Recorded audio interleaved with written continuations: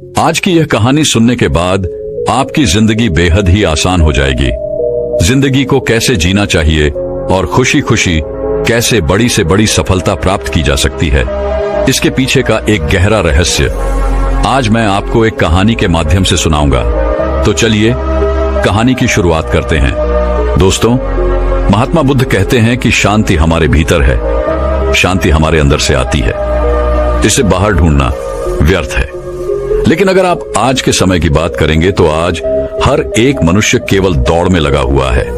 उसे दौड़ना पसंद है, वे दूसरों से आगे निकलना चाहता है और दूसरों से कुछ अलग मुकाम बनाना चाहता है। लेकिन वह यह भूल चुका है कि जिस रास्ते पर वह दौड़ रहा है वह रास्ता कभी खत्म नहीं होता और ना ही आपको कभी मंजिल मिल पाएगी, क्योंकि यह रास्ता अनंत है, इसका कोई अंत नहीं।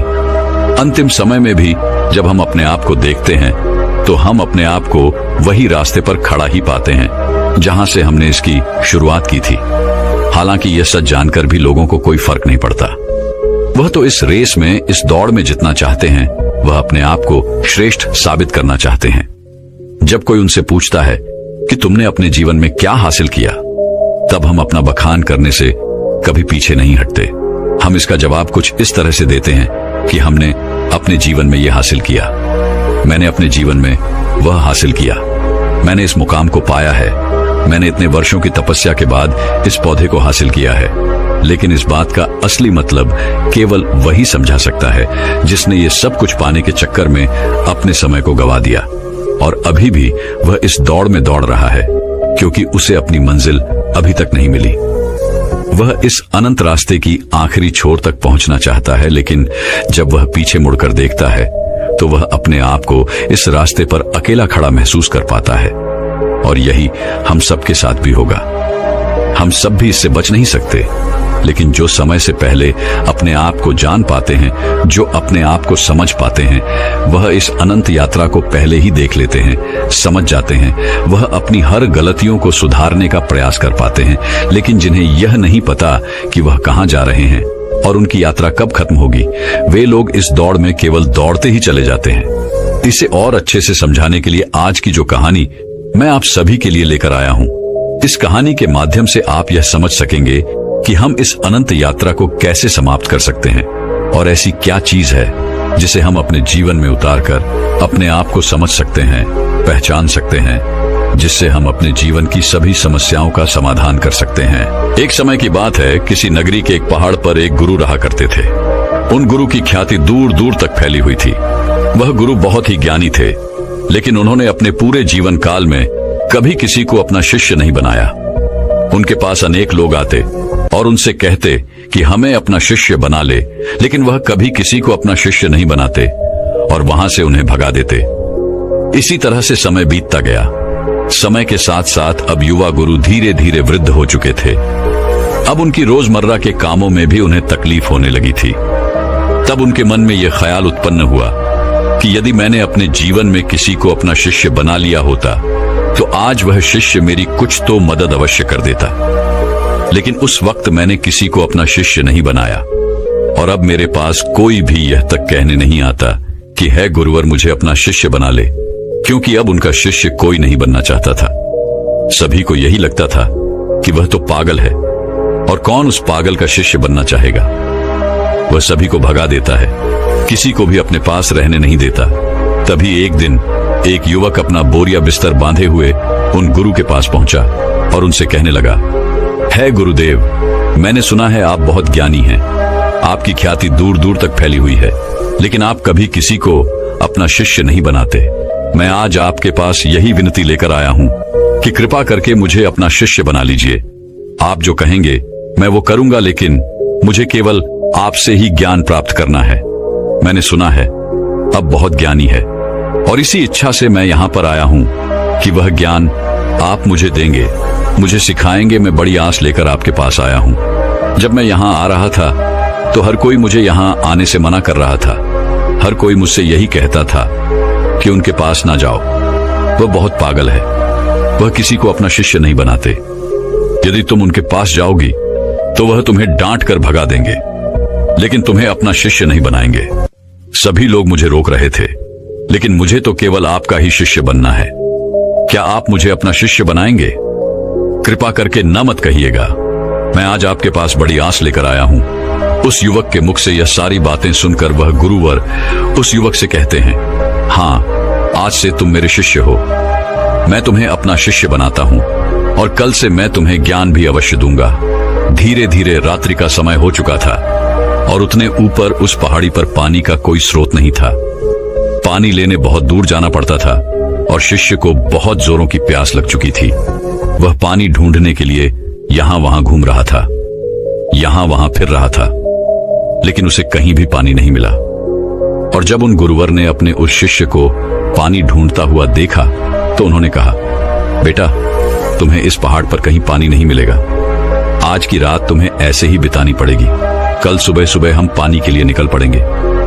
उस शिष्य ने अपने और गुरुवर की बात मान ली। उसने जैसे तैसे अपनी रात वहां पर बिताई और अगले दिन सुबह सुबह वह गुरुवर और वे शिष्य पानी लेने के लिए निकल पड़े। वह दोनों एक कुएं के पास पहुंचे।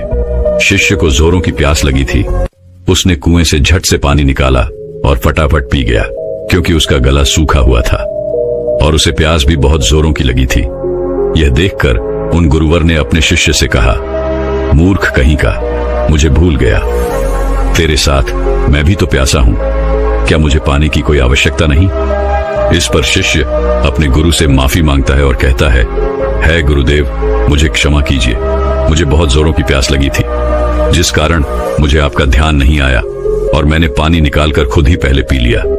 लेकिन रुक जाइए, मैं अभी आपके लिए पानी लेकर आता हूं। इतना कहकर उस शिष्य ने एक बार फिर से कुएं से पानी निकाला और गुरुवर को पिलाया। उसके बाद वह शिष्य अपने गुरु से कहता है गुरुवर, आपने कहा था कि आप मुझे कल से ज्ञान देंगे, आप मुझे कल से सिखाएंगे। तभी वह गुरुवर कहते हैं, हाँ, मैंने कहा था और मुझे याद है। तभी वह गुरुवर अपने उस शिष्य को कहते हैं कि एक बार फिर से इस कुएं से पानी निकालो। शिष्य ने गुरु की आज्ञा मानी और उसने एक बार कुएं से फिर पानी निकाला। यह देख वह गुरुवर अपने उस शिष्य से कहते हैं, भंते, अब तुम ही मुझे यह बताओ कि यह पानी और वह पानी जो तुमने पिया था, इन दोनों में क्या फर्क है? इन दोनों में क्या अंतर है? शिष्य ने अपने गुरुवर की बात बड़ी ध्यानपूर्वक सुनी और उसके बाद अपने हाथ में लिया हुआ वह पानी वह उसे घूर घूर कर देखने लगा, लेकिन उसे कुछ समझ नहीं आ रहा था। उसने कहा, है गुरुवर, यह पानी और वह पानी, इन दोनों में क्या फर्क है? इसे बताने के लिए तो मुझे वह दोनों पानी एक साथ रखना होगा, लेकिन मैं तो वह पानी पी चुका हूं। अब मैं भला आपको इन दोनों के बीच का अंतर कैसे बता सकता हूं? कहीं आप मुझे मूर्ख तो नहीं बना रहे? क्योंकि पानी तो एक जैसा ही होता है, फिर भला पानी में कैसा भेद? शिष्य की यह बात सुनकर वह गुरु अपने शिष्य को बड़े ही ध्यानपूर्वक तौर से देखते हैं और फिर कहते, भंते, जब मनुष्य के भीतर किसी चीज की प्यास उत्पन्न होती है और वह अत्यंत गहरी होती है, तब मनुष्य उस प्यास को बुझाने के लिए, उसका निवारण करने के लिए अपनी पूरी ऊर्जा, अपनी पूरी ताकत लगा देता है और तब उसे केवल अपने प्यास बुझाने का वह स्रोत नजर आता है, वह वस्तु नजर आती है। इसके अलावा उसके आसपास और भी बहुत कुछ होता है, लेकिन उस पर उसका ध्यान नहीं जाता। जिस प्रकार तुम्हारा गला सूखा हुआ था और तुम्हें जोरों की प्यास लगी थी, तुमने कुएं से पानी निकाला और झट से पी गए।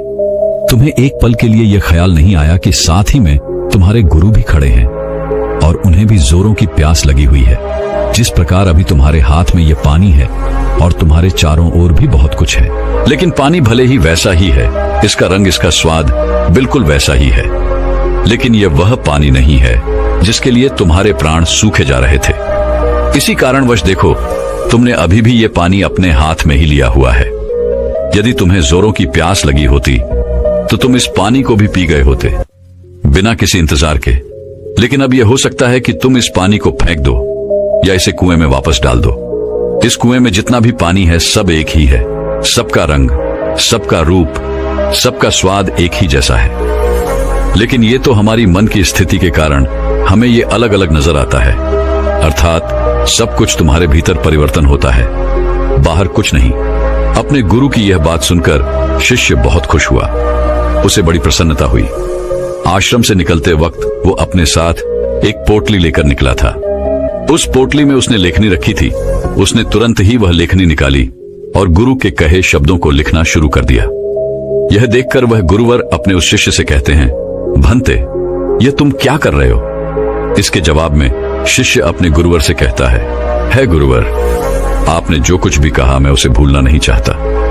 यह सब मुझे सीखना है, मुझे याद करना है, जिस कारण मैं इसे लिख रहा हूं, और बाद में मैं इसे याद भी कर लूंगा। तभी तो मैं ज्ञानी बन पाऊंगा, तभी तो मैं लोगों को ज्ञान बांट सकूंगा। अन्यथा यदि मैं ही आपकी बातों को भूल गया, अपने जीवन में उसे नहीं उतार पाया, तो फिर मेरा यहां पर आना व्यर्थ हो जाएगा।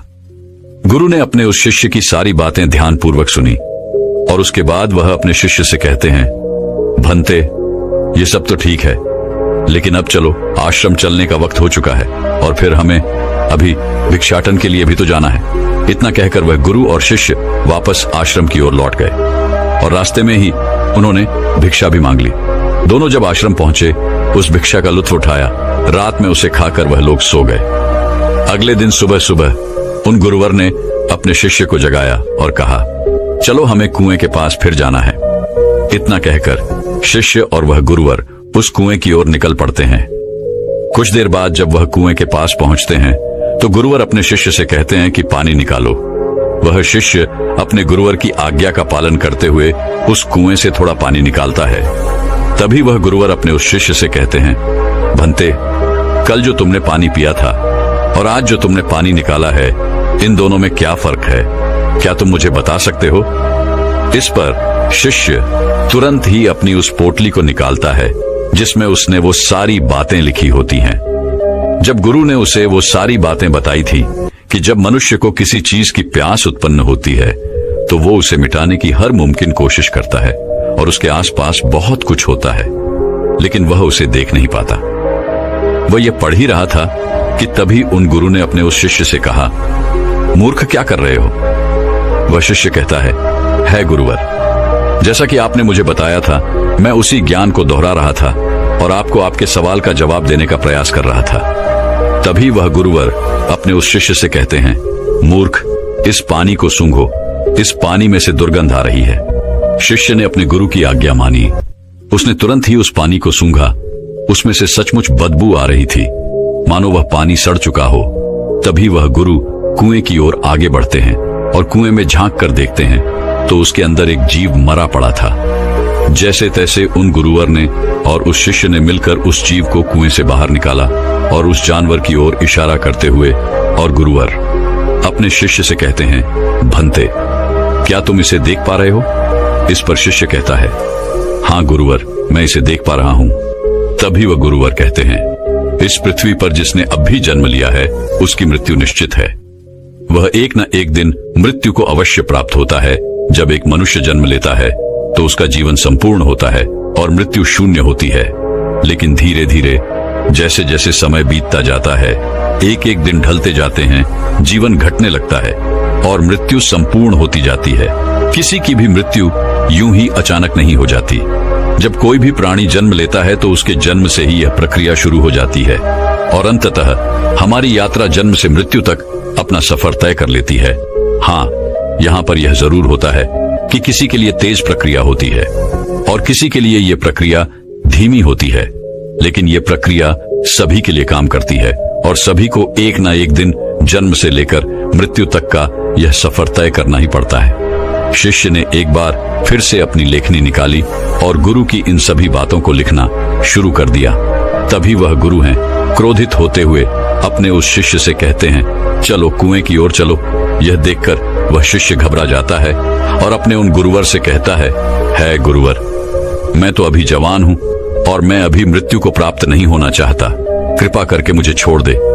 तभी वह गुरुवर अपने उस शिष्य से कहते हैं, बेवकूफ, मैं तुम्हें कुएं में धकेलने नहीं जा रहा। मैं तो यह कह रहा हूं कि कुएं के चारों ओर एक दीवार खड़ी कर देते हैं, जिससे और कोई इस कुएं में ना गिरे, जिससे किसी और को व्यर्थ अपनी जान ना गंवानी पड़े। दोनों ने बड़ी मुश्किल के साथ कुछ लकड़ियां इकट्ठा की और कुएं के चारों ओर एक दीवार बना दी, जिससे अब उस कुएं के अंदर कोई नहीं गिर सकता था। इतनी मेहनत करने के बाद गुरु और वह शिष्य वापस आश्रम लौट आए। धीरे धीरे ऐसे ही कई दिन बीत गए। शिष्य अब उन गुरुवर के साथ अपना अधिकांश समय बिताता था, उनका सारा काम करता था। एक दिन उसने देखा कि उसके गुरुवर बहुत प्रसन्न है। तभी वह उन गुरुवर के पास पहुंचा और अपने उन गुरुवर से कहता है गुरुवर, आज आप बहुत प्रसन्न दिख रहे हैं, क्या मैं आज आपसे कुछ पूछ सकता हूं? तभी वह गुरुवर अपने उस शिष्य से कहते हैं, हाँ अवश्य। तभी शिष्य कहता है गुरुदेव, आप मुझे कोई ऐसा ज्ञान दीजिए जो सबसे बड़ा हो, जिसके आगे मुझे कोई और ज्ञान अर्जित करने की कोई आवश्यकता ना पड़े। वैसे भी दिन ब दिन आप वृद्ध होते जा रहे हैं और आपकी मृत्यु कब आ जाएगी ये मैं नहीं जानता, इसीलिए आप मुझे वह ज्ञान दे दीजिए, तभी तो मैं आपके ज्ञान को लोगों तक फैला सकूंगा, तभी तो लोग आपके बारे में जान सकेंगे। वह अपनी लेखनी लेकर बैठ गया, इस इंतजार में कि गुरुदेव उसे कुछ बताएंगे, कोई ऐसा ज्ञान जो बहुत बड़ा है। लेकिन उन गुरुवर ने अपने उस शिष्य से कुछ नहीं कहा, बस वह चुपचाप बैठ गए। वह काफी देर तक यूं ही मौन रहे और उसके बाद वहां से उठकर चले गए। वे शिष्य चुपचाप ये सब देख रहा था और जब वह गुरुवर वहां से उठकर चले गए तो उसने लेखनी से लिखा, सबसे बड़ा ज्ञान मौन। अगले दिन फिर उसने उन गुरुवर से यही सवाल किया और अब की बार भी गुरुवर ने उसे कोई जवाब नहीं दिया। वह काफी देर तक मौन रहे और फिर वहां से उठकर चले गए। ऐसा करते करते कई दिन बीत गए, दिन से सप्ताह से महीने और लगभग 1 वर्षों के बाद भी उसे केवल एक ही जवाब मिला था, सबसे बड़ा ज्ञान मौन। इसके अलावा उसने लेखनी से और कुछ नहीं लिखा था, क्योंकि वह गुरुवर जब भी इस सवाल को सुनते तो वह मौन हो जाते और अपने उस शिष्य से कुछ न कहते, जिस कारण वह शिष्य भी हर रोज अपनी लेखनी से केवल एक ही बात लिखता था, सबसे बड़ा ज्ञान मौन। लेकिन अब उसके सब्र का बांध टूटा जा रहा था। एक दिन रात को उसे नींद नहीं आ रही थी, वह यहाँ वहां करवटें बदल रहा था। चांदनी रात थी। वह आश्रम से बाहर निकला और बाहर बैठकर यह सोचने लगा कि आखिर गुरुदेव मुझे वह सबसे बड़ा ज्ञान क्यों नहीं दे रहे? क्या वह मुझे देना नहीं चाहते, या मैं अभी इस लायक नहीं हूं कि उस ज्ञान को समझ सकूं? इस प्रकार उसके मन में हजारों सवाल चल रहे थे, हजारों तरह के विचार उत्पन्न हो रहे थे। तभी अचानक उसे एक पक्षी की आवाज सुनाई पड़ी। उसका पूरा ध्यान उस पक्षी की आवाज पर चला गया और तब उसने महसूस किया कि चारों ओर हवाएं चल रही थीं। पत्तों की सरसराहट की आवाज, ठंडी हवाएं चलने की आवाज, चारों तरफ सन्नाटा छाया हुआ था। वह ये सब महसूस कर पा रहा था। उसने उस सन्नाटे की आवाज को ध्यान से महसूस किया, अपनी आंखें बंद की और बड़े ध्यान से उन आवाजों को सुनने लगा। उसका मन बिल्कुल शांत हो गया और अब तक पहली बार उसने अपने मन को इतना शांत महसूस किया था। पहली बार वह आनंदित महसूस कर रहा था। वह यह भूल चुका था कि उसे बड़े ज्ञान के बारे में अभी तक उन गुरुवर ने कुछ नहीं बताया। तभी उसने सोचा कि जो आज अनुभव मैंने प्राप्त किया है, इसे मैं अपने गुरुवर को अवश्य बताऊंगा, जिस कारण वह उस अनुभव को लिखने के लिए अपनी लेखनी निकालता है। तभी वह देखता है कि उसने अपने किताब के सारे पन्नों पर केवल एक ही बात सीखी है, सबसे बड़ा ज्ञान मौन। तभी उसे यह भी एहसास हो गया कि वह गुरुवर तो उसे सबसे बड़ा ज्ञान दे रहे थे, लेकिन वही उसे समझ नहीं पा रहा था। सबसे बड़ा ज्ञान तो यही है, लेकिन जो उसने अनुभव किया था, उस अनुभव को वह फिर से महसूस करना चाहता था, जिस कारण वह पूरी रात नहीं सोया और फिर से जाकर वहीं पर बैठ गया और रात भर उन आवाजों का अनुभव करता रहा, शांति को महसूस करता रहा। सुबह हो गई थी। वह सुबह सुबह उठकर अपने गुरुवर के पास आया। उस शिष्य के गुरु ध्यान में लीन थे। वह चुपचाप वहां पर आया, वहां बैठकर उन्हें शांति से देखता रहा। जब उन गुरुवर ने अपनी आंखें खोली तो अपने उस शिष्य को अपने सामने पाया और वो उसे देखते ही ये समझ चुके थे कि इसे मौन मिल चुका है, इसने शांति का एहसास कर लिया है। गुरु ने अपने शिष्य से कहा, भंते, मौन कोई ज्ञान नहीं है, मौन ज्ञान का आधार है और यह हमें वह दिखाने में सक्षम है जिसे हम अपनी आंखों से नहीं देख पाते। बाहर चाहे कितना भी शोर हो, चाहे कितनी भी भीड़ हो, लेकिन भीतर मौन होना ही चाहिए। अपने गुरुवर के मुख से यह बात सुनकर उसने अपनी लेखनी और अपनी पुस्तक गुरु के चरणों में रख दी और उसके बाद से उसने कभी कुछ नहीं लिखा। उसने केवल वो सारी बातें महसूस की और धीरे धीरे एक दिन उसने असली ज्ञान को प्राप्त कर लिया। दोस्तों, हम भी अपने जीवन में जन्म से लेकर अपने अंतिम समय तक कुछ ना कुछ इकट्ठा करने में लगे रहते हैं। जितना कर सकते हैं उतना तो करते ही हैं, लेकिन उसके बावजूद भी हम और अधिक पाना चाहते हैं, हम और अधिक इकट्ठा करना चाहते हैं। जिससे हमारे मन में हमेशा एक अशांति रहती है, जिससे हमारा मन हमेशा विचलित होता रहता है और हम कभी भी एक लक्ष्य की ओर आगे नहीं बढ़ पाते। लेकिन इसके बावजूद भी हम कभी भी अपने आप को एक पल के लिए शांत नहीं होने देना चाहते। एक काम से दूसरा काम, दूसरे से तीसरा, तीसरे से चौथा, इसी प्रकार हम अपना पूरा जीवन यूं ही गंवा देते हैं। लेकिन हम कभी भी एक पल के लिए मौन नहीं रहते। इसी कारणवश हम जीवन भर केवल भागते रहते हैं, लेकिन अपने भीतर की उस शांति का अनुभव कभी नहीं कर पाते, जिस कारण हम सब कुछ प्राप्त करके भी कुछ नहीं प्राप्त कर पाते। हमारा जीवन पूरी तरह से व्यस्त हो जाता है। इसलिए दोस्तों, अगर आप भी अपने जीवन में भागते भागते थक चुके हैं तो एक पल के लिए मौन धारण करें, क्योंकि वह आपको वह ऊर्जा प्रदान करेगा जिससे आप अपने जीवन में एक सही दिशा प्राप्त कर सकेंगे। अपने भीतर झांकने का प्रयास करें। हम में से अधिकांश लोग मौन का व्रत तो अवश्य रखते होंगे, लेकिन केवल यह ऊपरी तौर पर होता है और भीतर की ओर हमारा मन बिल्कुल अशांत रहता है। हमें किसी चीज में चैन नहीं मिलता। हम केवल यहां वहां भागते रहना चाहते हैं, कुछ ना कुछ इकट्ठा करना चाहते हैं, जिससे हमें कभी भी शांति नहीं मिल पाती और हम यूं ही इस जीवन के भाग दौड़ में लगे रह जाते हैं। अब आप में से कई लोग यह कहेंगे कि मौन कैसे प्राप्त करें, कैसे हम अपने भीतर की ओर जाके कैसे हम अपने मन को शांत करें। तो इसका एक बहुत ही सीधा और सरल उपाय है, ध्यान। अपने विचारों को, अपने आप को ध्यान से देखें।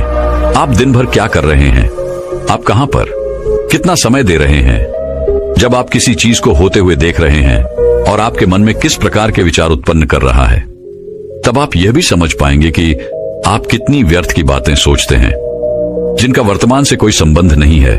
और एक बात आप यह भी बहुत अच्छे से जानते होंगे कि आपसे बेहतर आपको कोई और नहीं चाह सकता, इसलिए आपसे बेहतर आपका और कोई परिवर्तन नहीं कर सकता।